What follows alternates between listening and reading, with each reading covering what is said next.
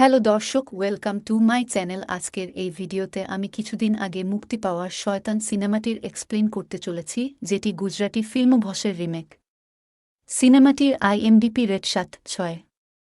সিনেমার শুরুতে আমরা জাহ্নবী নামের একটি মেয়েকে দেখতে পাই, যে কিনা কলেজ শেষ হওয়ার পর তার বয়ফ্রেন্ডের সাথে বাড়ি ফেরার কথা ভাবছিল। ঠিক সেই সময়ই জাহ্নবীর বাবা সেখানে চলে আসে। জাহ্নবীর বাবা আর কেউ নয়, অজয় দেবগান, যার নাম এই সিনেমায় কাবির। কাবির পেশায় একজন পাইলট এবং সে কিছুদিনের জন্যই ছুটি পেয়েছে। তাই সে ভেবেছে যে এই ছুটির দিনগুলো সে তার পরিবারের সাথেই কাটাবে। তাই জাহ্নবীর বাবা বাড়ি ফেরার পথে তাকে কলেজ থেকে নিয়ে যাওয়ার সিদ্ধান্ত নেয়।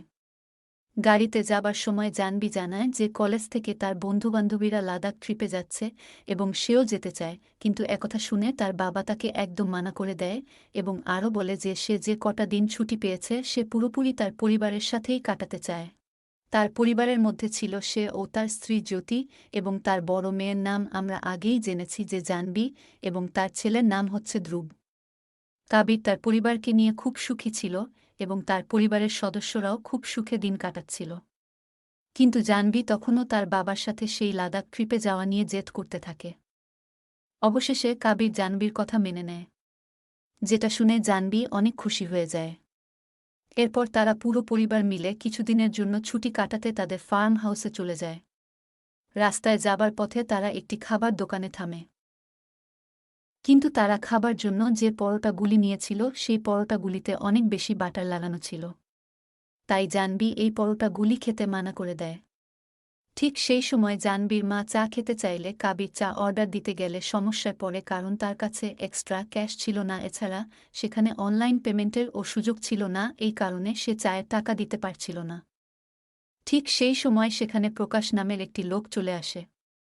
সে কাবিরের চায়ের টাকাটি দিয়ে দেয়। এই বিষয়টি দেখে কাবির মানবিকতার খাতিরে তাকে তাদের সাথে খাওয়ার কথা বলে। এরপর প্রকাশ তাদের সাথে খেতে শুরু করে। তখন সে দেখতে পায় যে জাহ্নবী পরোটায় বাটার বেশি থাকার জন্য খাচ্ছে না।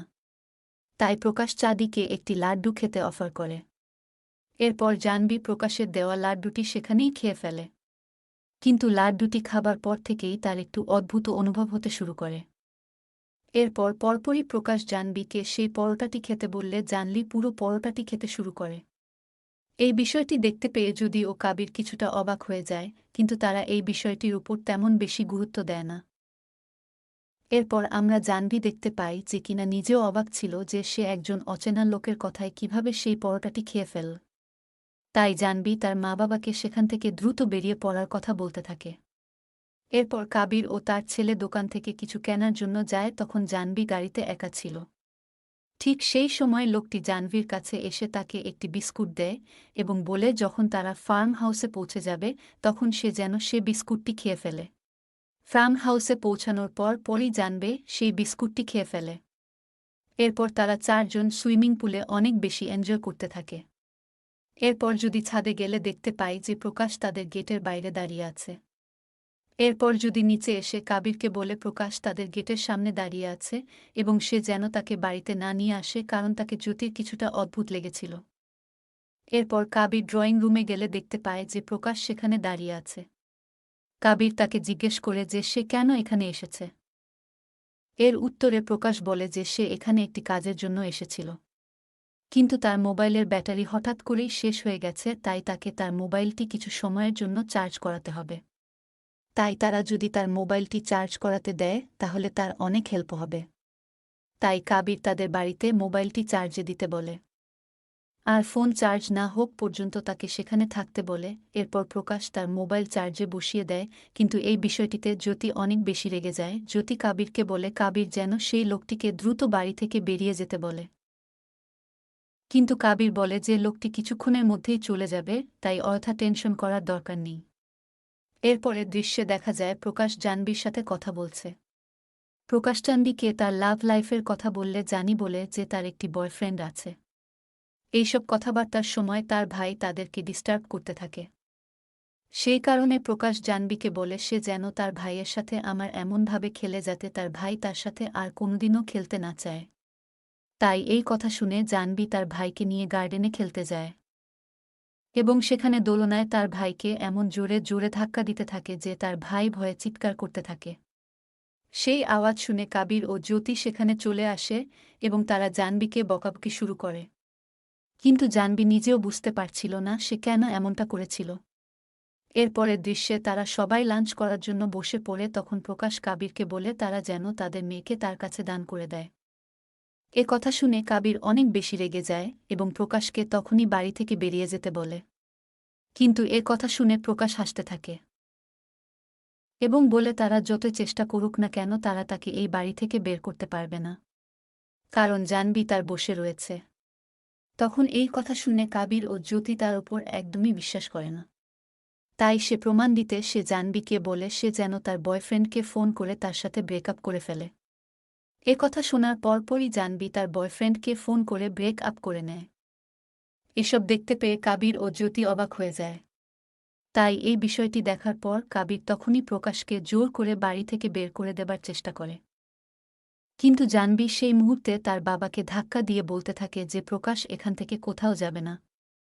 জাহ্নবীর এরূপ আচরণ দেখে কাবির ও জ্যোতি বুঝতে পেরে যায় যে সত্যিই তাদের মেয়ের ওপর কালো জাদু করা হয়েছে। তারা জিজ্ঞেস করে যে সে কেন এসব করছে। প্রকাশ বলে যে সে একজন শয়তান এবং এইসব করে সে অনেক মজা পায়। তাই সে জাহ্নবীকে এখান থেকে নিয়ে যেতে চায়। কিন্তু কাবির ও জ্যোতিকে শুধু বলতে হবে তারা তাদের মেয়ে জাহ্নবীকে তার কাছে দান করে দিয়েছে। যতক্ষণ তারা এমনটা করবে না ততক্ষণ পর্যন্ত প্রকাশ তাদের টর্চার করতে থাকবে। একথা শুনে কাবির প্রকাশকে অনেক বেশি মারধর করতে লাগে। তখন সেই মুহূর্তে প্রকাশ জাহ্নবীকে বলে সে যেন তার ভাইয়ের মাথা ফাটিয়ে দেয়। একথা শুনে জাহ্নবী তার ভাইয়ের মাথা ফাটিয়ে দেয়, তার ফলে তার ভাইয়ের মাথা থেকে প্রচুর রক্ত পড়তে থাকে।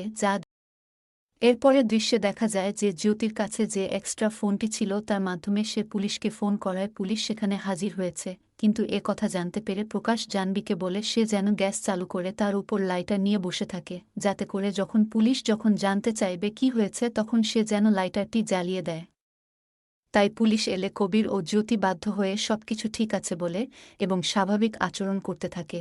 এরপর সেখান থেকে পুলিশ চলে যায়। এরপর প্রকাশ তাদেরকে বলতে লাগে তারা যেন দ্রুত জাহ্নবীকে নিয়ে যাওয়ার অনুমতি দিয়ে দেয়। কিন্তু তারা রাজি না হওয়ায় প্রকাশ জাহ্নবীকে বলে সে যেন তার ভাইকে মেরে ফেলে।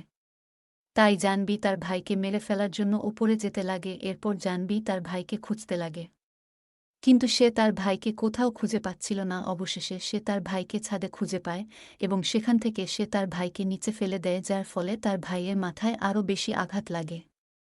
ছেলের এই অবস্থা দেখে কাবির ও জ্যোতি প্রকাশকে জাহ্নবীকে নিয়ে যাওয়ার অনুমতি দিয়ে দেয়, যা শুনে প্রকাশ খুব খুশি হয়ে যায়। এরপর প্রকাশ জাহ্নবীকে নিয়ে সেখান থেকে চলে যায়।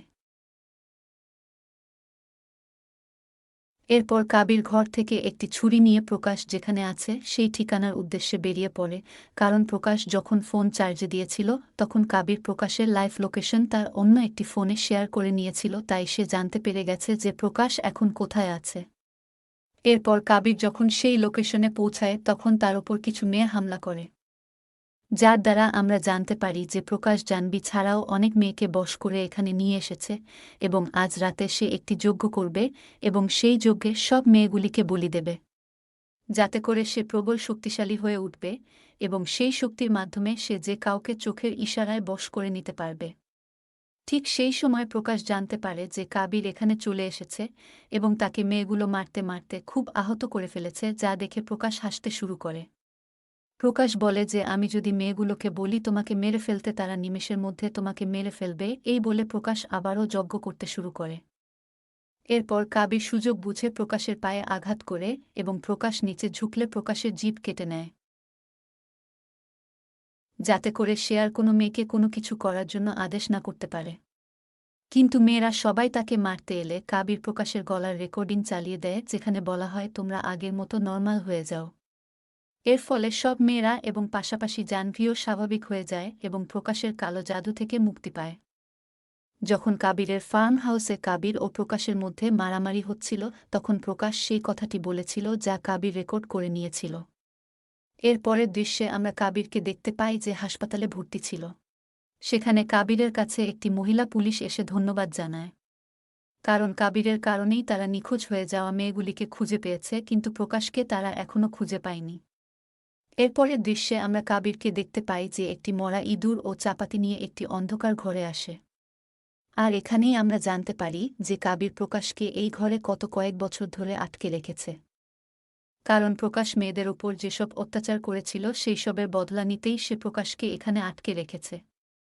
এরপর কাবির প্রকাশকে বলে যে তুমি শক্তিশালী হতে চেয়েছিলে, কিন্তু যখন একজন বাবা তার সন্তানকে বাঁচাতে চায় তখন তার থেকে শক্তিশালী আর কেউ হতে পারে না।